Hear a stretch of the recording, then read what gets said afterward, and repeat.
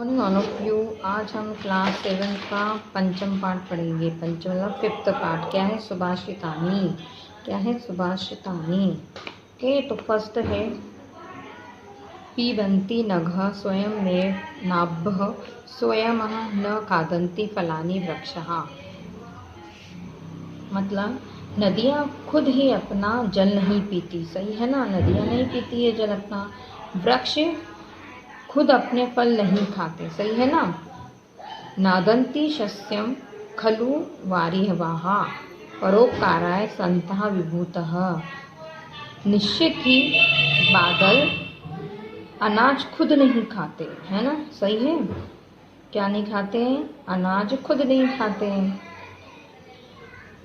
सज्जनों के कल्याण दूसरों की भलाई के लिए होते हैं। ठीक है? क्योंकि जो नदियाँ हैं वो अपने लिए बहती है। नदियाँ बहती है, अपन क्या करते हैं? जल पीते हैं, नहाते हैं, कितना कुछ काम करते हैं। वैसे ही जो फल रहते हैं कितने सारे, जो पेड़ रहते हैं कितने सारे फल देते हैं। सही है ना? तो जो फल देते तो फल को क्या पेड़ ही खाते? नहीं, किसके लिए होते हैं? वो अपने लिए। अपन क्या करते हैं? तोड़ तोड़ के खाते हैं। ठीक है? उसके बाद जो अनाज है वो क्या होते हैं? अनाज खुद नहीं खाते। जो अनाज अपन को देता वो खुद ही खुद कैसे खा सकता? वो अनाज किसके लिए होते हैं? अपने लिए होते हैं।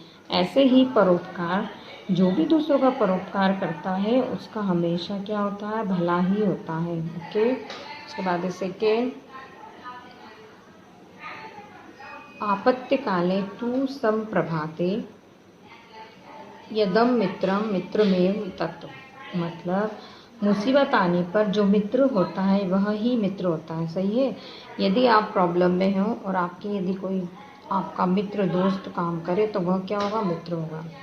वृद्धि काले तो संप्रभाते दुर्जनः अपि सुहृद भवेत्। व्यवहार से ही मित्र और उसी प्रकार शत्रु उत्पन्न होते हैं। मतलब कि आप व्यवहार आपने ऊपर ही ऊपर उसकी क्या कर दी? तारीफ कर दी, है ना? लेकिन जब टाइम आया और वो आपका क्या हो गया? पीठ पीछे बुराई करने लगा तो वो आपका मित्र नहीं होगा। ठीक है?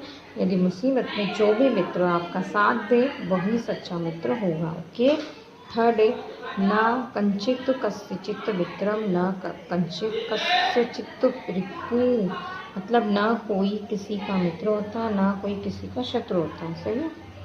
व्यवहारेण मित्राणि जायन्ते रिपुवस्तथा। मतलब क्या है कि ना कोई किसी का मित्र है, ना कोई किसी का शत्रु। व्यवहार से ही मित्र और उसी प्रकार शत्रु उत्पन्न होते हैं। सही है? क्या होते हैं? शत्रु उत्पन्न होते हैं। कैसे? मतलब यदि आपका नेचर, आप जैसे स्कूल में आ गए, ठीक है, कोई न्यू स्टूडेंट आया, आपने सोचा यार ये नए स्कूल से आया है, हम क्यों बात करें, हमारे पुराने दोस्त अच्छे हैं। लेकिन जब उसका नेचर अच्छा है वो आते से सब में घुल मिल गया तो क्या है? उसने बात की तो उसका नेचर अच्छा है। यदि वो भी तुम्हारे जैसा बन जाएगा, नहीं मुझे भी नहीं करना बात में, अकेला हूँ ही अच्छा हूँ, तो ये क्या हो गया कि ये उसका हो गया दुर्व्यवहार। मतलब उसको भी किसी से कोई मतलब नहीं है।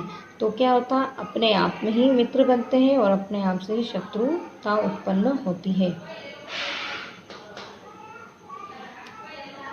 फोर्थ है अलसस्य कुतः विद्या अविधस्य कुतः धनम अधनस्य कुतः मित्रम अमित्रस्य कुतः सुखम। ओके, तो फोर्थ है आलसी को विद्या कहाँ, है ना? आलसी को विद्या कहाँ और विद्याहीन को धन कहाँ। मतलब जो आलसी रहता है वो उसको विद्या कहाँ मिलती है। अब जैसे इस एग्ज़ाम टाइम पे तुम्हारी मम्मी तुमको सुबह 4 बजे उठाएंगी, तुम्हारी मम्मी उठता हूँ, मम्मी 5 मिनट, मम्मी 5 मिनट, ऐसे करते करते 7 बज जाते हैं और आप स्कूल का टाइमिंग हो जाता, उठ के नहा धो के तैयार होकर टिफिन लेके स्कूल में आ जाते हैं। तो आपकी पढ़ाई नहीं हो पाती, आप वो कल पे चले जाते हैं ना। और विद्याहीन, यदि आप मेहनत नहीं करोगे, कुछ नहीं बनोगे, तो आप पैसे कैसे कमाओगे? ठीक है? धनस्य कुतः मित्रम अमित्रस्य कुतः सुखम। तो धनहीन, जो धनहीन को मित्र कहा और मित्रहीन को सुख कहा। मतलब यदि आपके पास जो बहुत ज़्यादा धनी इंसान है, वो क्या सोचता है, मेरे पास बहुत पैसा, मैं हर चीज़ कहाँ से खरीद सकता हूँ, पैसों से खरीद सकता हूँ। लेकिन वह दोस्त पैसों से नहीं खरीद सकता है, खुशियाँ पैसों से नहीं खरीद सकता। ठीक है, तो ऐसे लोगों को दोस्त कहाँ मिलते हैं। ठीक है, और जो मित्रहीन और जिसको दोस्त नहीं, उसको खुशी भी नहीं। ओके, फिफ्थ है नमन्ति फलिनो वृक्षः नमन्ति गुणिनो जनाः। मतलब फल से लदे हुए पेड़ झुके हुए होते हैं, गुणशाली व्यक्ति झुके हुए होते हैं। अर्थात मतलब नम्र व्यवहार वाले होते हैं। मतलब गुण वाले जो गुणशाली व्यक्ति होते हैं वो कैसे होते हैं, नम्र व्यवहार, जो सबसे बात करते, सबको समान समझते हैं ना।